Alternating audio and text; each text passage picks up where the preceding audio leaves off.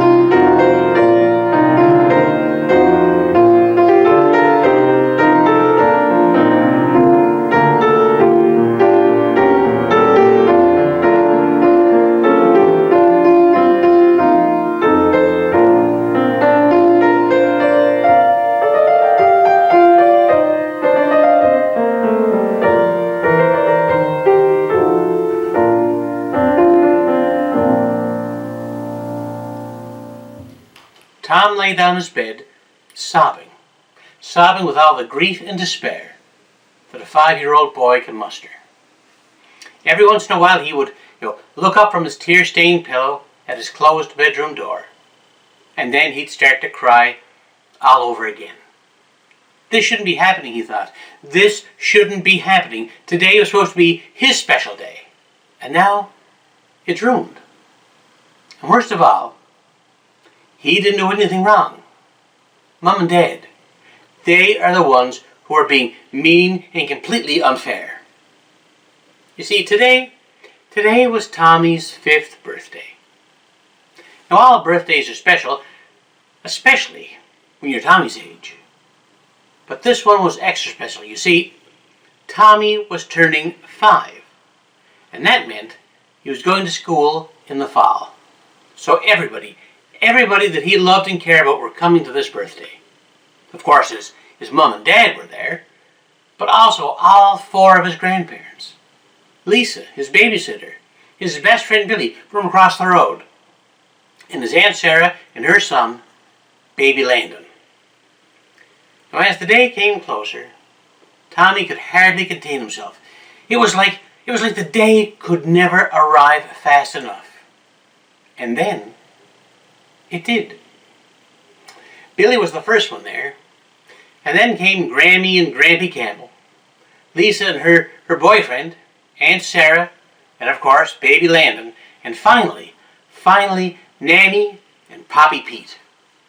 And when they came, every one of those people brought presents. Presents just for him.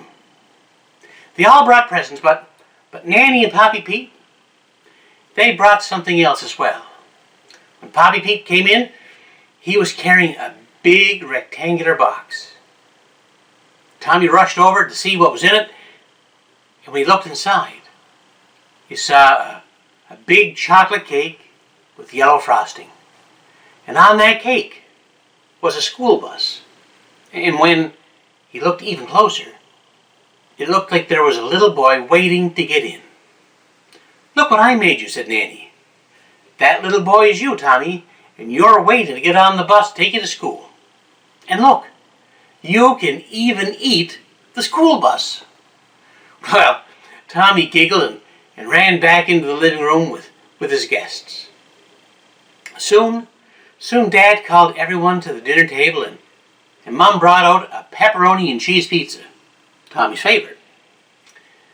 When they finished, Mom went back into the kitchen and brought Nanny's cake out with her, while everyone sang happy birthday. Tommy closed his eyes, made a big wish, and then blew with all his might. And all 5 candles went out. And when they did, everyone clapped and cheered. Mom then cut the cake and gave the very first piece to Dad. The smile disappeared from Tommy's face. He said, "Hey, that's my cake." And everybody laughed. Everybody, except Tommy. "That's my cake," he said. This time, people didn't laugh. "I'm sorry, Slugger. Do you want this piece?" said Dad. "Yes," said Tommy. "It's my cake. It's all my cake. Nanny made it for me. Made it for me on my birthday. And look, my name is on that cake." Now there was a moment of awkward silence. And then Mom said, "Well, Nanny made it for your birthday. And we're all here for your birthday. So the cake is for everyone." "No, it's not," said Tommy. "It's my birthday. Nanny said so. Nanny made it for me. It's my cake. My name is on it." "Maybe we should open the gifts," said Dad. And he passed Tommy a box. "That's for me," said Grandma. "And me too," said Grampy.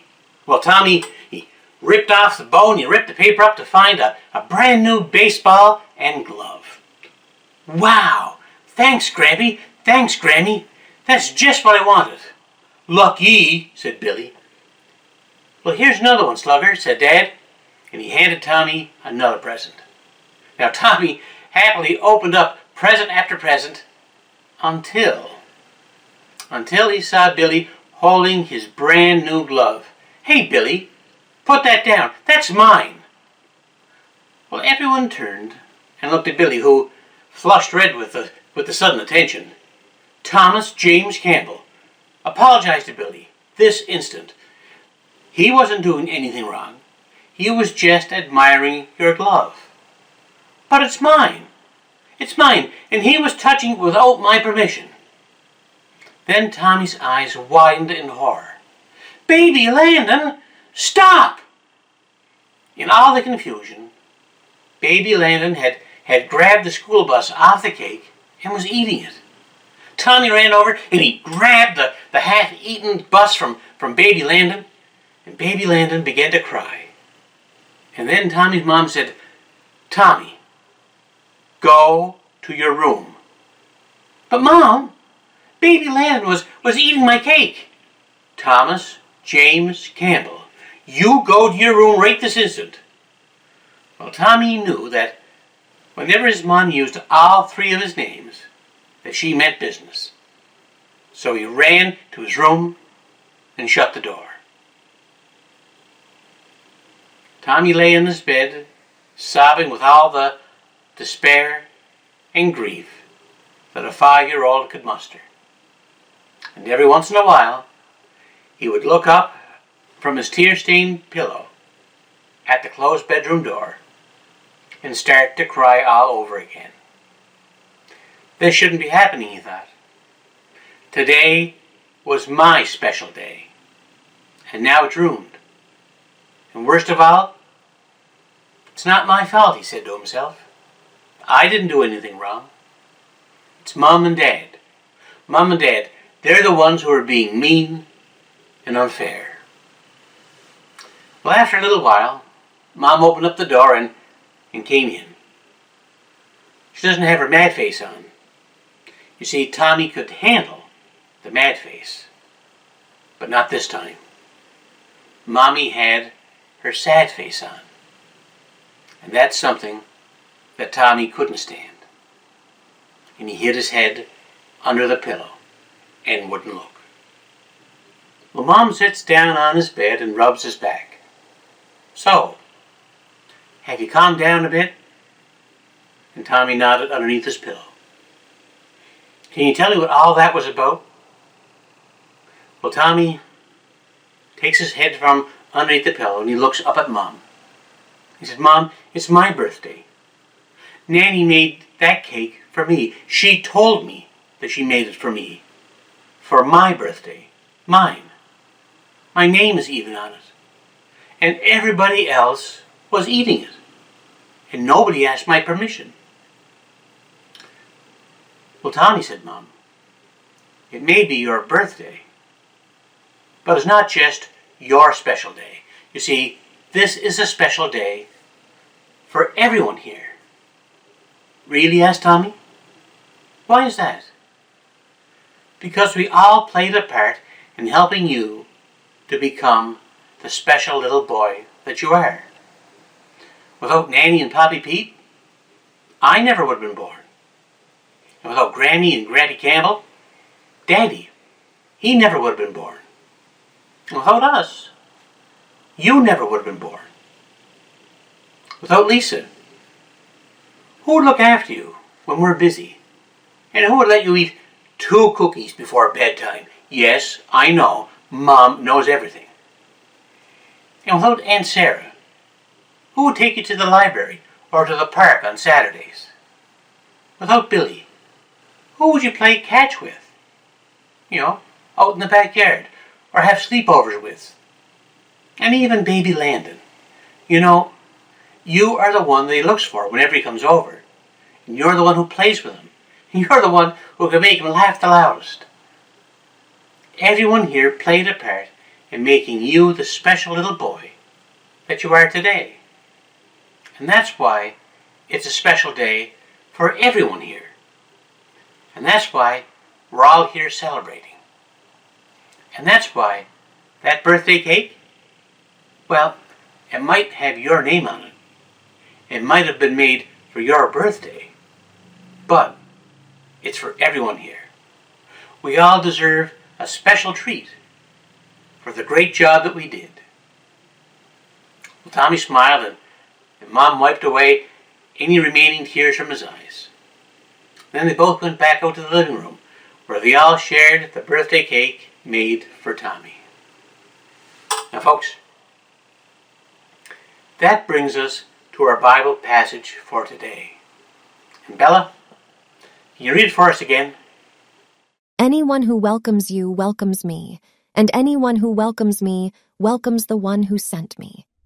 Whoever welcomes a prophet as a prophet will receive a prophet's reward, and whoever welcomes a righteous person as a righteous person will receive a righteous person's reward.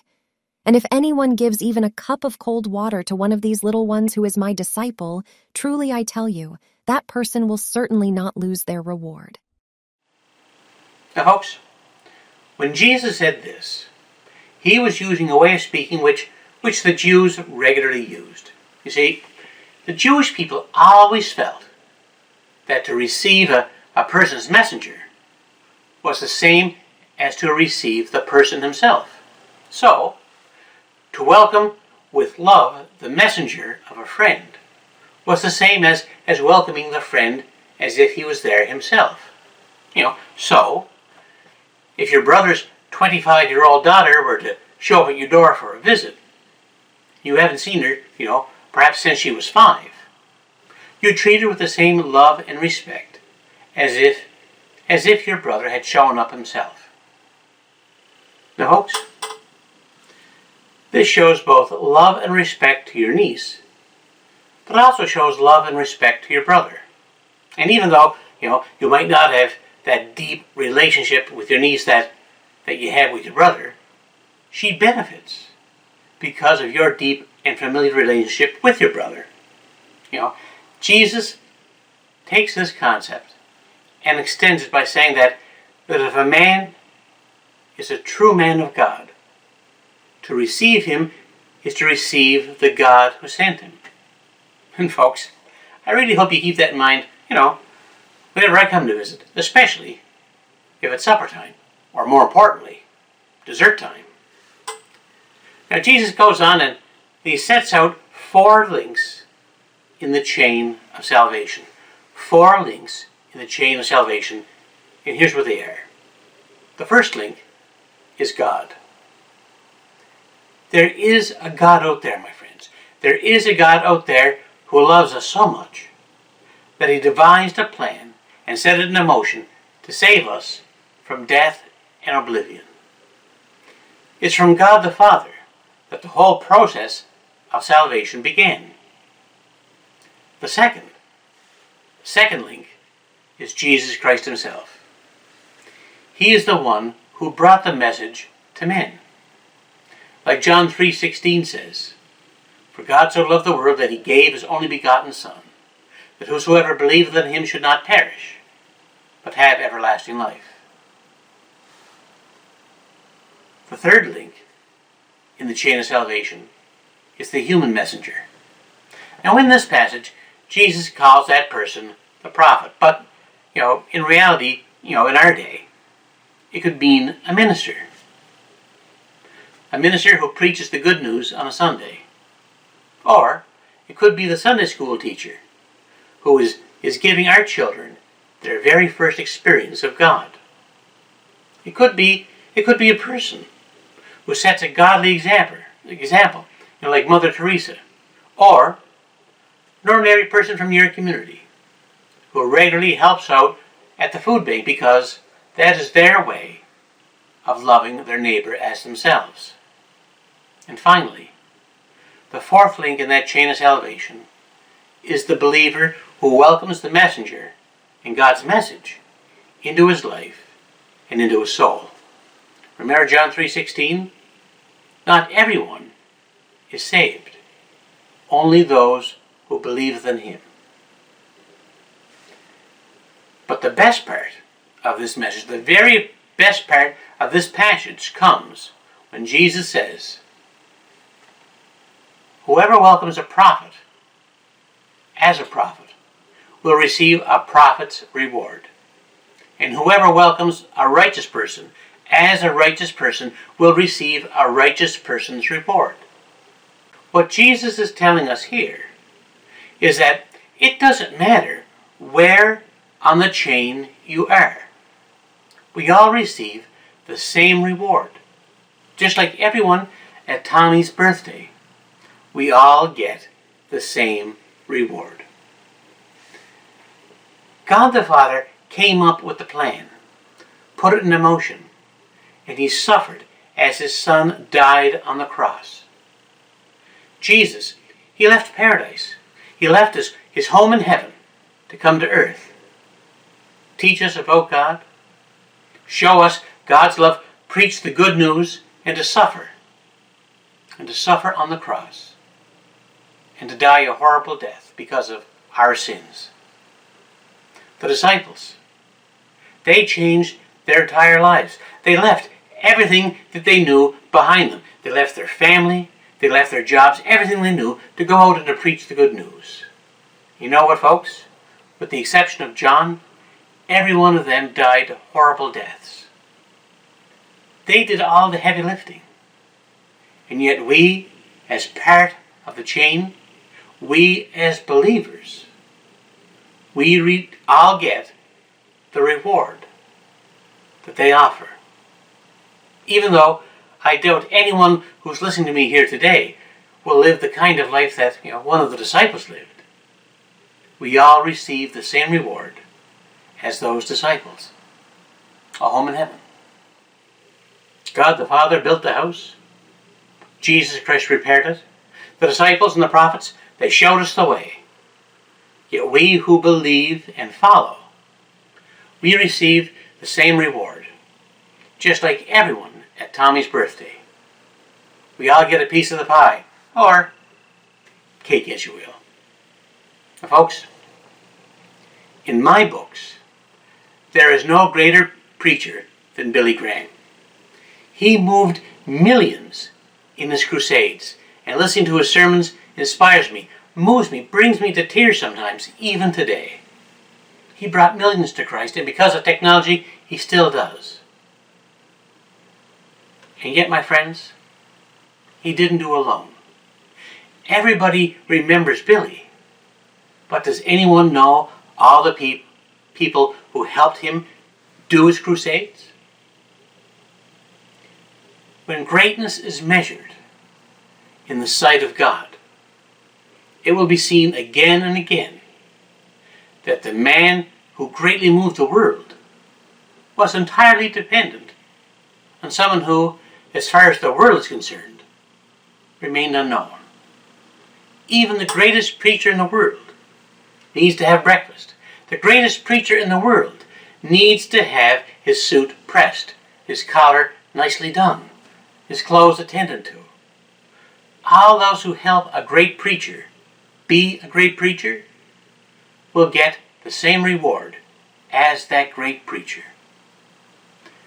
When I think about a shining example of goodness, I think of Mother Teresa. Mother Teresa founded the Missionaries of Charity, a religious congregation, which grew to have over 4,500 nuns across this world, across 133 countries. Her congregations manage homes for people who are dying with HIV and AIDS, leprosy and tuberculosis. The congregation also runs soup kitchens, dispensaries, mobile clinics, children and family counseling programs, as well as orphanages and schools. Members take vows of chastity, poverty, and obedience, and also professes a fourth vow, to wholeheartedly give free service to the poorest of the poor. Now, folks, I don't know anyone who could have done the kind of things that Mother Teresa has been able to do to help those who are suffering, those who are powerless, those who nobody else would probably help. And yet, she didn't do it alone. Nobody could do it alone. She didn't do it alone. One of the reasons that she's been able to do the things that she's been able to do is people gave her money. Gave her money and supplies and help. Do we know any of those people? Well, maybe the taxman does when doing up receipts.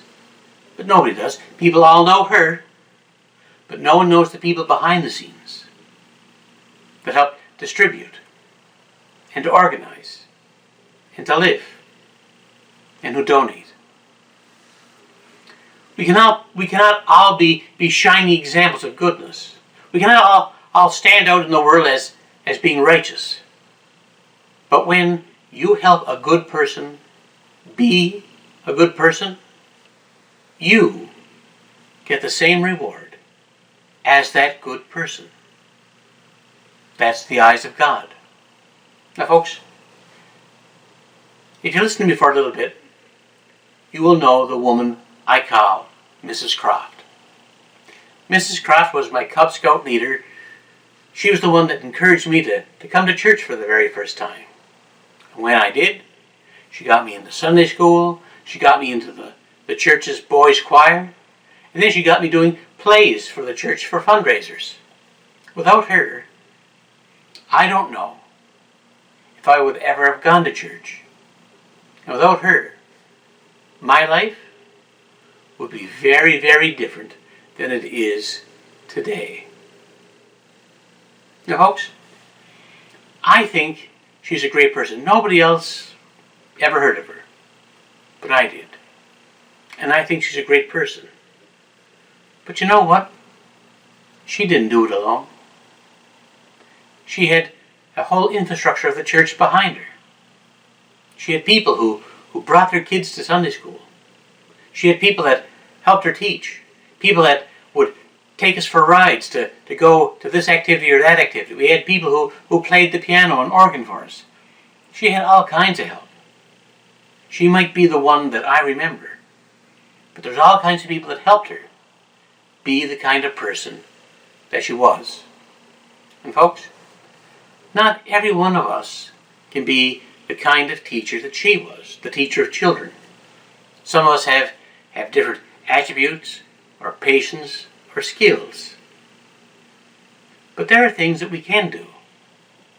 Simple duties like bringing our kids or our grandkids to church and Sunday school. Or maybe even our friends' children to Sunday school. Or maybe we can use our life and example to teach our children. We can use our life and our example to guide our children in life. Just like all the people who contributed to making Tommy the special little boy that he was, we can too. And when we do, we all share in that reward. Now, folks, last week we had the 25th anniversary of Winsloe United Church. And sure, I may lead the worship and preach on Sunday. And that is an important part of worship. But you know, it's not the only part of worship. We have Miss Stephanie, who plays so beautifully. We have our choir that helps raise praises to God. We have the audio people who make sure that I sound so good and that we can be heard. We have our Sunday school teachers who introduce God to our children, who teach them the Lord's Prayer, teaches them, what's important, what God is all about, who He is. We have our greeters who welcome people into our sanctuary, especially visitors and newcomers. We have people who look after the donations and lock up after church is done. And we have parents and grandparents who bring their children. And we have all of you. We have all of you who sit in the pews and perhaps bring a friend. And this is just a small part of all the people who contribute to just one day a week, let alone all those who contribute time and talent and money to all our ministries and good works, the administration and the maintenance of our church. Just think of the people who have been saved by what has happened here, and those who contribute to what happened here, whether it's big or small. We all get a piece of the pie or cake. Think of all the people who have been comforted by what happens here. Think of all the people who have been helped by what has happened here. You think of all the people who have been blessed by what has happened here. Just like all the people who contributed in big ways and small ways to making Tommy the special little boy he was, we all get the same reward. Whether you see them up on front preaching on Sunday, or in the back, counting out the donations, or waving goodbye, or locking the door when the service is done. We all contribute to what happens here, and we all get the same reward. Folks, the Church of Christ will always need, great preachers like Billy Graham.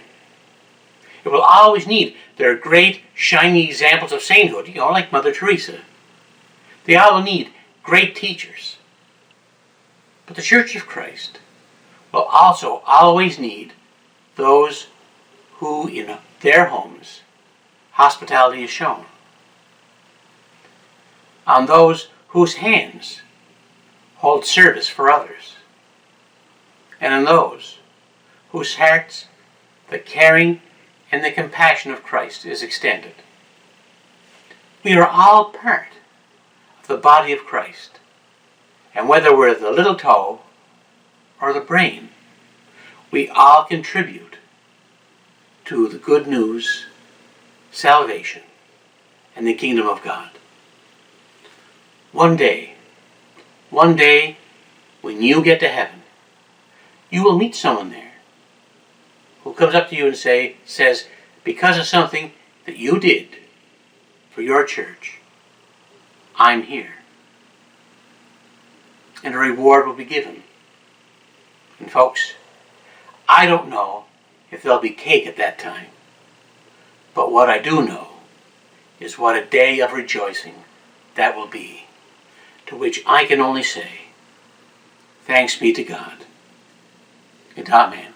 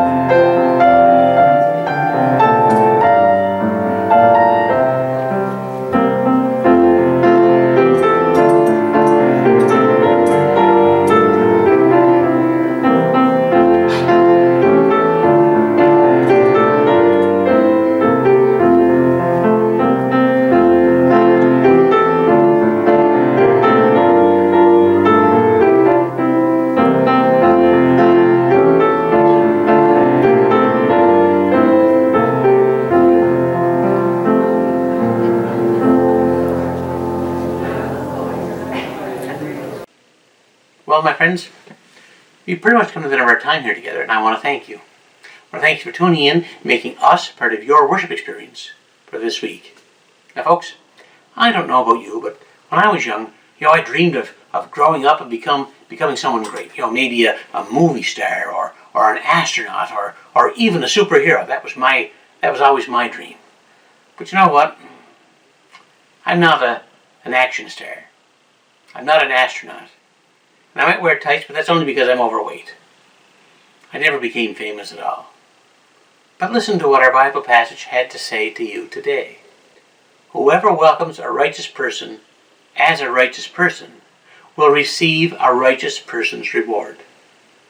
My friends, when you help a good person become a good person and do good things, you'll get that good person's reward, just as they did. And I guess what that means is, you'll get to choose how to spend your life. So choose to help people do good things.